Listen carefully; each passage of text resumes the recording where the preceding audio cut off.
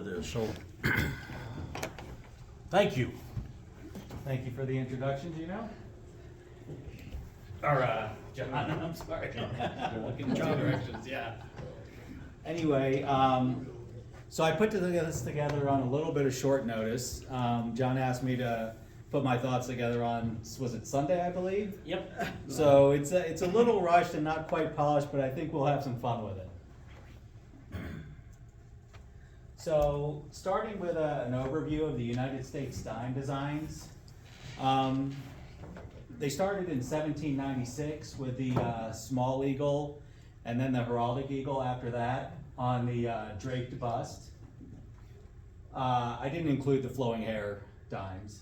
And then the cap bust, what we're going to talk about in more detail today, was from 1809 to 1837. Those were followed by the Liberty Seated, which was very popular was minted from 1837 to 1891. Most of you have seen Barber dimes and then Mercury dimes, and Roosevelt's have been minted from 1946 to the present. Not all of these coins are from my collection, or actually only one of them is. So why Cadillac cap busts? Basically, I just love the look of Lady Liberty on US coinage. I have a hard time collecting modern coins. I mean, I think it's really great to honor presidents, but the idea of liberty has always felt somehow more important to me. And the designs made in the 1700s and early 1800s really strike a resonance with me. I like the Mercury design as well, and the Morgan design also. And also, they're, for me, a financially feasible challenge. Now, financially feasible means different things to different people, but if I can carve off 1 to 5% of my annual income towards coins, this is something I could put together over a few decades. So that's my definition of financially feasible. Everybody else has their own definition, but I actually tried to go dollars, half dollars, no chance. Quarter dollars, dimes I think is the sweet spot. A little bit about my numismatic background. As a lot of you probably were introduced to coins by a family member or a friend, it was my dad who got me into coins, and we used to go to coin shows together in the 1970s. He was a collector not only of US coins, but also world and ancient coins as well. And that was fun for me, but it's interesting how hobbies kind of come and go. Getting into high school, college, early career, I didn't have any income, and I also didn't have any time to chase my hobby around. But I got back into it again in 2007 with modern mint sets, the cap bust half dollars, which I mentioned, and that Gino happened to bring in a really nice example. And and gold coins, but I was looking more at bullion than numismatic gold coins. But in 2013, I purchased my first dime and have since been kind of hooked on dimes. I've also purchased half dimes and quarter dollars, and those are fun. Half dimes are actually more affordable, but they're kind of tiny for me, and my older eyes don't enjoy them as much as a nice dime. And that's the way it goes. I also collect ancient Indian coins, and I'm exploring that as well, and that'll have to be a separate talk. We already put in a plug for the Denver Coin Club, but I'm going to go ahead and put in a plug for the John Wright Collector Society, and also the Numismatic Bibliomania Society and the Oriental Numismatic Society. And the Club of Extraordinary Gentlemen. That's right, the Club of Extraordinary Gentlemen. I'm actually going to read this verbatim because I think it really is a good message. The purpose of the John Wright Collector Society is to encourage the study of numismatics, particularly United States gold and silver coins minted before the introduction of the seated Liberty design, and to provide educational information concerning such coins.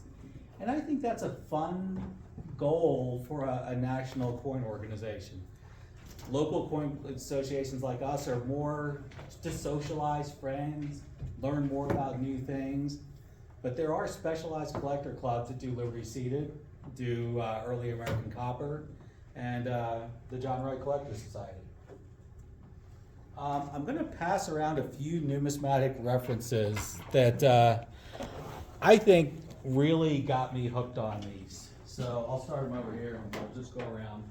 The first is early United States dimes. This was published in 1984 and was the first like major treatise on the subject, and it outlines all the varieties known at the time, and there have been a few discovered since then. The second one is a variety identification guide that's more recent, but has great pictures. And this one was just published this year by Powers. And again, for some people who don't like to read the descriptions, you can visually figure out what your coin is. And I'm gonna pass around a copy of the Joan Reich Journal. And in the center, you'll see a census that they publish every few years.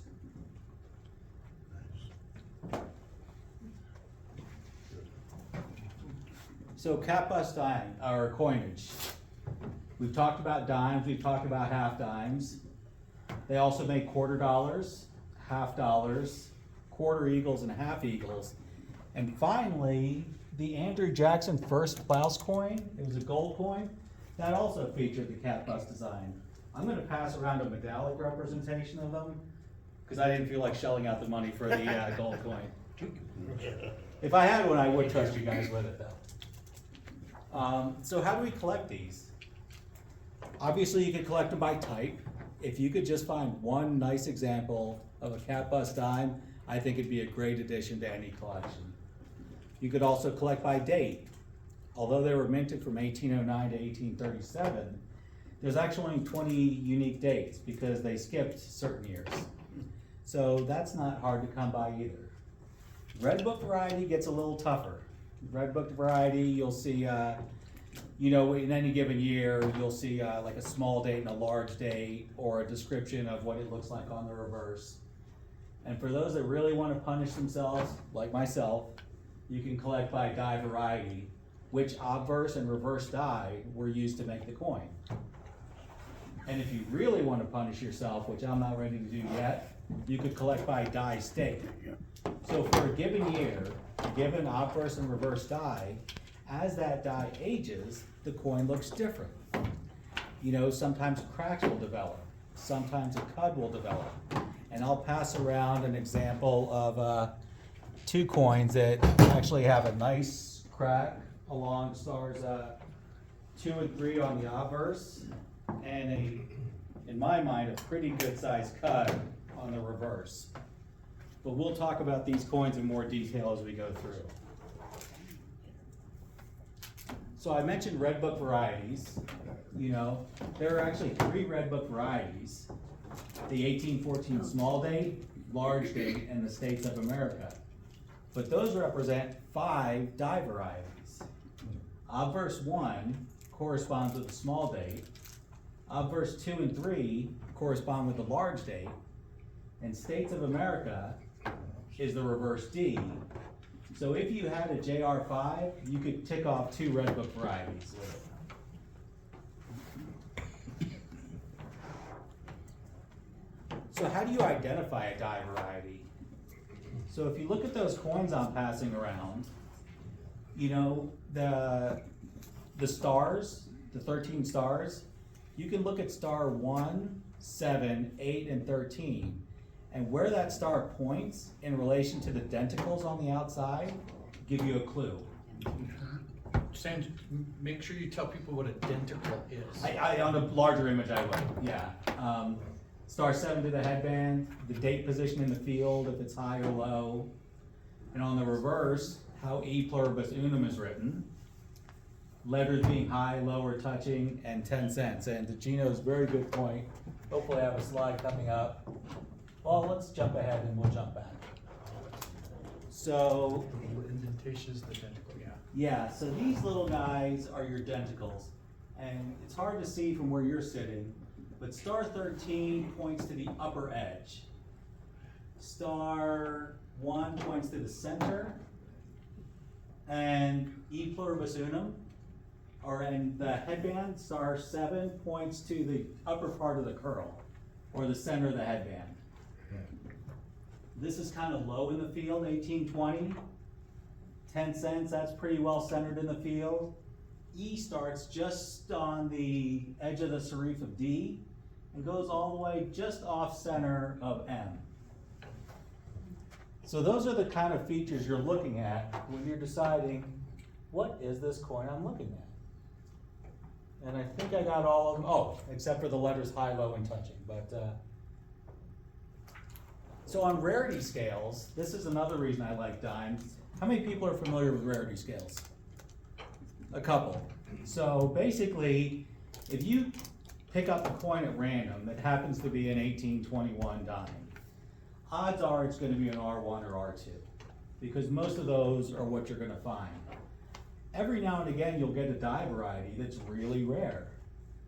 There's only maybe 13 of them in existence, or sometimes they're unique.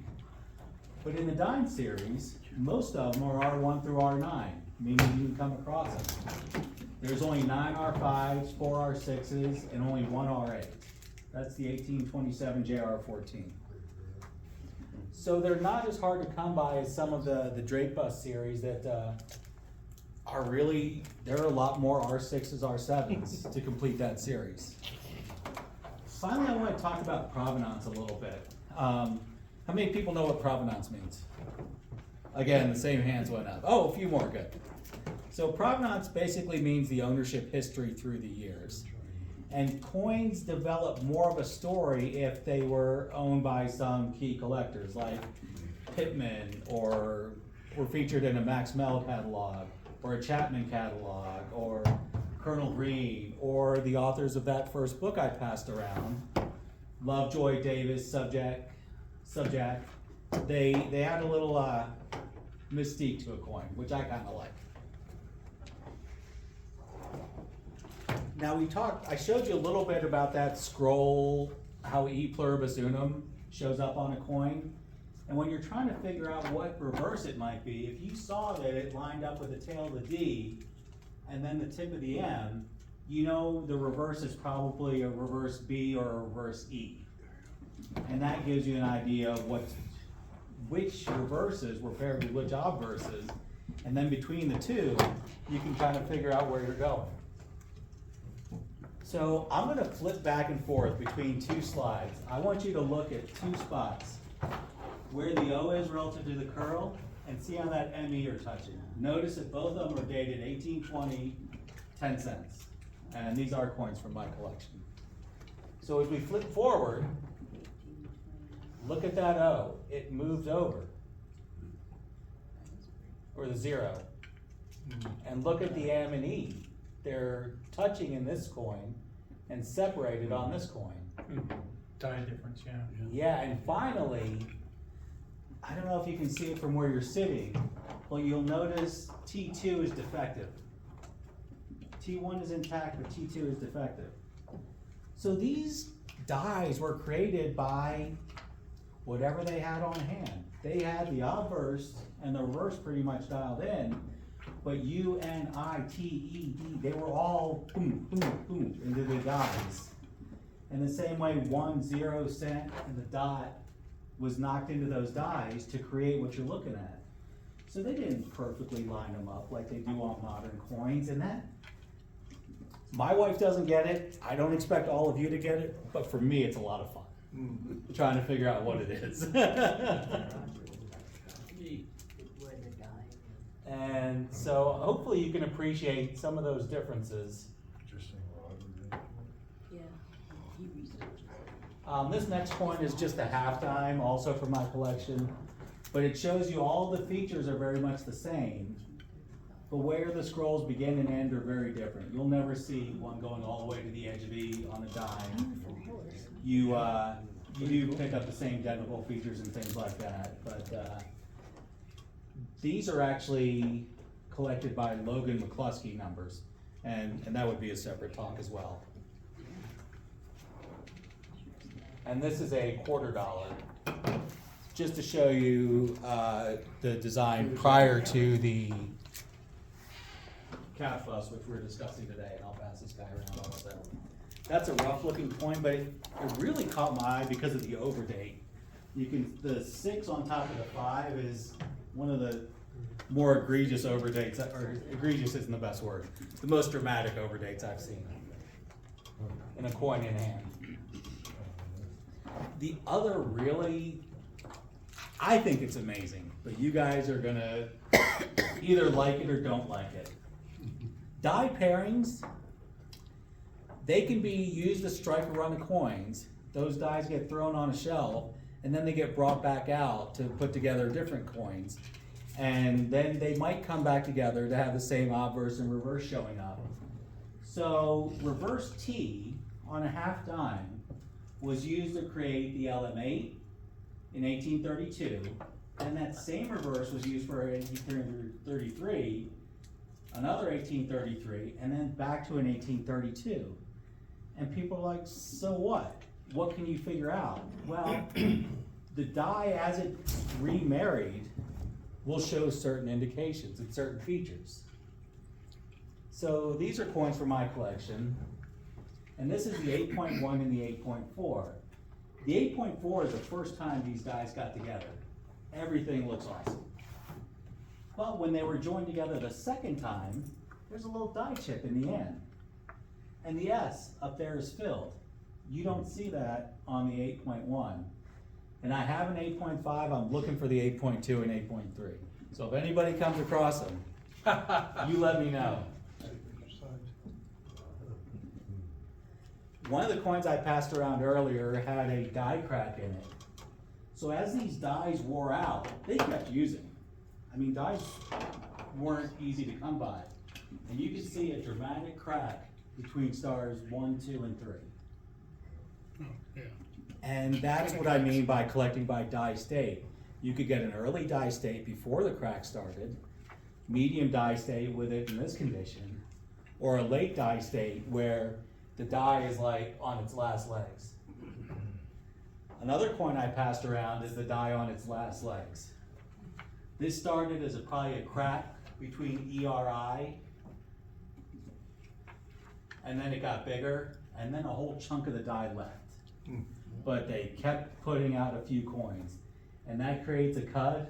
And if you find coins with cud, I'm interested in buying those too. Good to know. Proofs exist, but they're exceedingly rare. Back in these days, you didn't go on the internet and order the proof set from the US Mint. Somebody with a little pull had to say, I need a proof. I'm visiting with so-and-so from France, I'm gonna present them with some US coins. And they're like, oh, all right. Polish up the planchet, get the nicest set of dies they had, and run off a few proofs. And the last one that came to auction at Heritage went for 29 grand. A little outside my price range today. Give me time. I'm gonna wrap up with what I would say are collecting strategies, for lack of a better word. You know, there are challenging but attainable series. There's two major varieties within the years 1809 to 1837. The open collar, which has a, now this I don't know that I have a good picture of, but I'm gonna flip back to one of the coins. I'm gonna flip back to this guy. So in 1820, those denticles really are U-shaped protrusions. But variety 2, they look more like dots. And really, again, an esoteric small distinction, but for me, they're two different varieties. So take that for what you will, and we'll see if we have a later coin. Oh, no, that won't have it.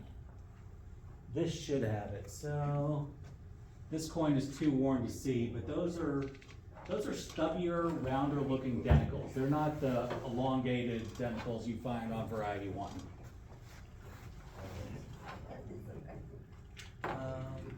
Collecting strategies. So again, we talked about collecting by date, and then by die variety. And from the years 1809 to 1837, there are 123 unique die varieties, pairings of an obverse and a reverse. And right now, I just picked up my 32nd. So I'm about 25% of the way there over 10 years. So I just gotta live to about 85 and I'll finish the series. You know, another fun way is to pick a specific year. Say you have some family ties or some historical interest in 1827. You could pick that year and try to get all the varieties in that year. And that's a fun way to look for things. Also, people might seek out hold coins, shipwreck effect, counter stamps, or even proofs. Hold coins are particularly interesting to me because a dime in this era was something you would spend, you know, and you wouldn't carry it in your pocket where it might fall through. You'd put a string through a series of coins that had a hole punched in them and keep them tucked away somewhere safe. So people think of hold coins as damaged coins. I think of those as the backbone of commerce. So hold coins really don't bother me that much. Interesting. Yeah, shipwreck coins, similarly, it's more of a story. I really dislike the look of shipwreck effect on coins, but I think it's kind of interesting that this coin ended up at the bottom of the ocean for 100 some odd years. Some divers pulled it up, let's slab them and sell them. Kind of an interesting story. And you know, who knows, you might even find a new variety. That book was published in 1984. The last new variety was found in 2010. Collecting tips. I would always say buy the book before the coin. I really like Power's book. I think it's an affordable and easy to carry around book. The first one, the Early United States Dimes by the John Wright Collector Society, that's a little hard to come by. I think you can find copies occasionally on secondary markets for around 200 bucks. You know, it's unfortunate, it's unlikely that you'll pick an R6 or R7 at auction. People know they're there, they're gonna get there and jack the price up. Buy the highest grade you can afford. I break this rule all the time. If I find an interesting coin, I don't care if it's good, very good, fine. I wanna have it. I'd like to buy AU or Mint State, but I'll take what I can get. If you attend this Denver Coin Club show, I would guesstimate that there's probably a dozen or so cap bust dimes on the floor in varying degrees of affordability. Interesting. And when I look at them, there's a 25% chance that I already have that variety, so I'm looking at 9 coins. And then I can't afford like 6 of them, so I'm debating between purchasing 2 or 3 coins. But it's still fun. And be able to identify coins by a variety of features. You might come across a coin that's in fair condition, so like a 2 or a 3. So you won't be able to see the denticles. You won't be able to see where the scroll begins. But if you can recognize a die crack near where the scroll ends, or recognize where 10 cents is in the field, you might be able to scoop up an R6 or an R5 that people don't recognize. So just because you have all the tells, you can't count on using all of them. I'm gonna open it up for questions now. I do wanna thank you guys for taking the time to listen. I appreciate putting this together, and I do want to give a photo credit to PCGS and Great Collections, because I did use their Secure Shield images that were on their website, even though the coins are owned by me.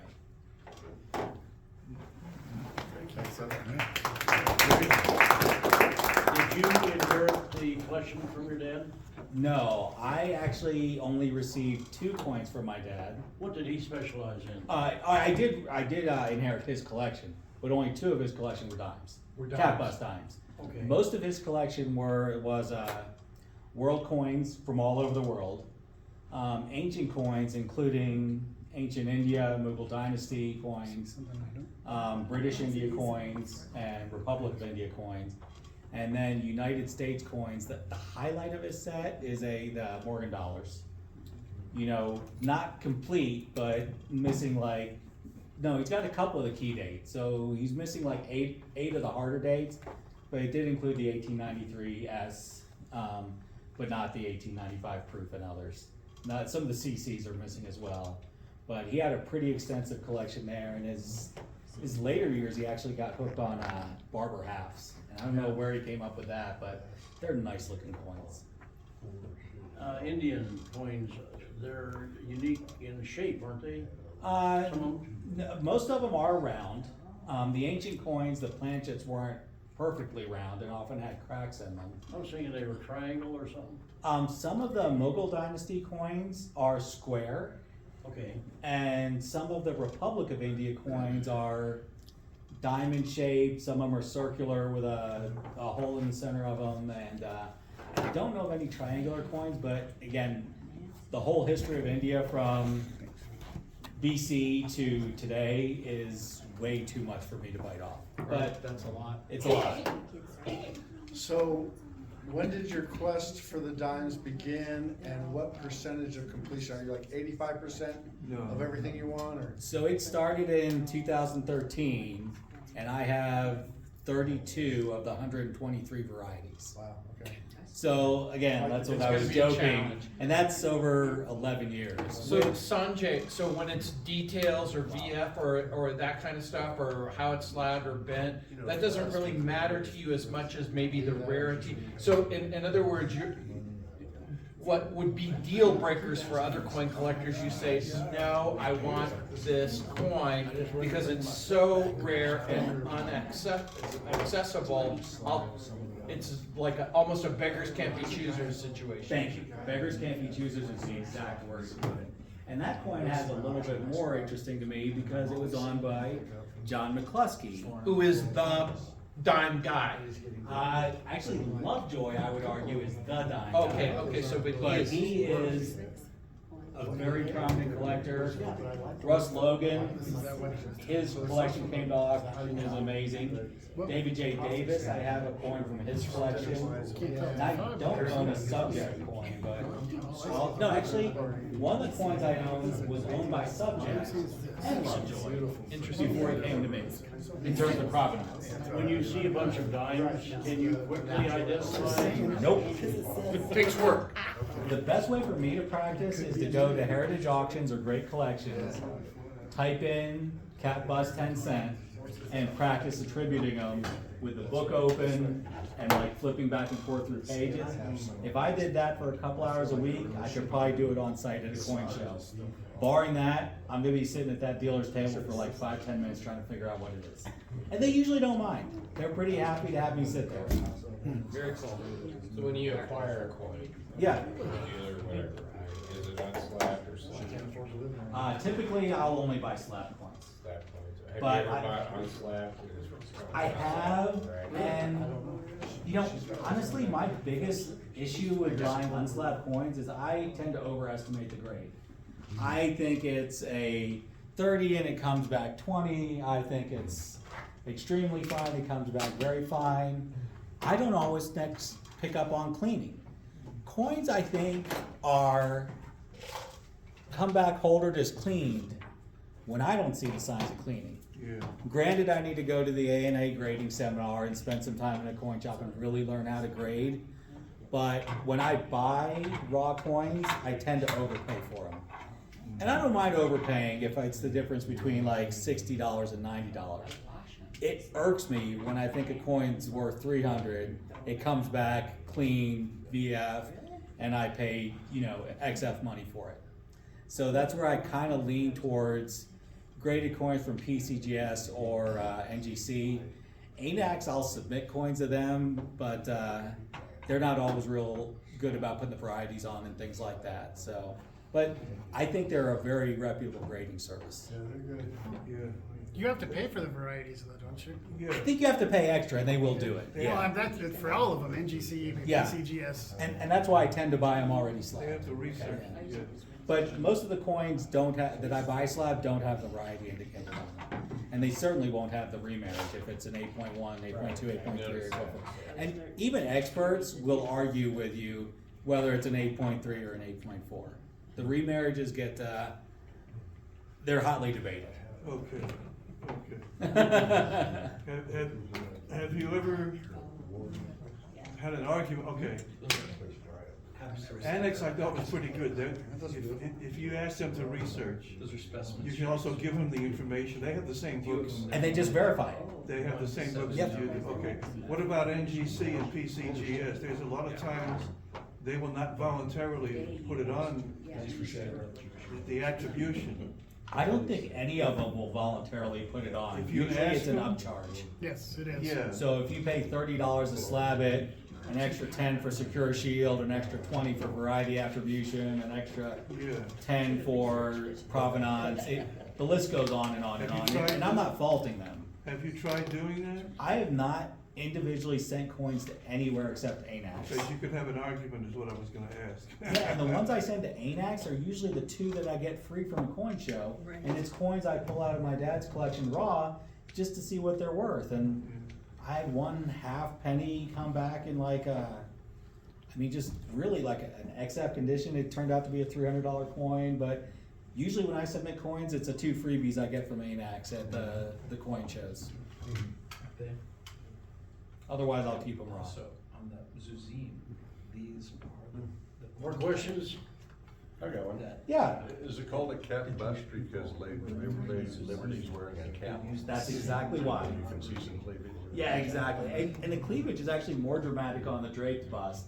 And I think that's why those are so collectible as well. But they're just so damn expensive. Well, the bust is the whole statue of the head, not the bust. Yeah, That was a bust. People are thinking, oh, Right. look at her boobs. but I mean, it's dramatic on the coin. Yeah. Please, dude, I've had that conversation with other coin collectors, trust me. It's like, no, the bust is the whole head, that's a bust. Well, no, it's From their here bust. up, right? Yeah.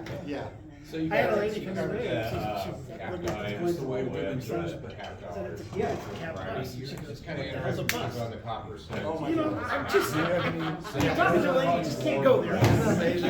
It's like, really? Because they don't tone. They tone, and when they tone, values detract from the coin. Whereas silver coins often when they tone, you're not losing anything. So you don't have to babysit as much as well. I'm not a copper collector, but those guys are even more passionate than the silver collectors. Yes. And the gold collectors, there's not very many of them, because how many people can afford to have multiple quarter dollars and or multiple quarter eagles and half eagles? You know, $2.5 gold coins and $5 gold coins. Well, even in those days, you would walk around with a $5 gold coin. I mean, $20 in gold coins would probably buy you a house. But I'll check it out. Which, it's probably gonna happen again soon, right? Probably, but let's hope we can just continue collecting in a fun way. For your full crested. All right, thank you guys. Thank you. Very informative. I guess I'm really taken aback that he is able to detect what I would consider a fairly minor detail. Very minor. And yet there are so many varieties. Are you OCD? Exactly. Basically, that's what you're saying. I have a question. Yeah. When we talked about these remarriages, do you ever find divorces in these coins?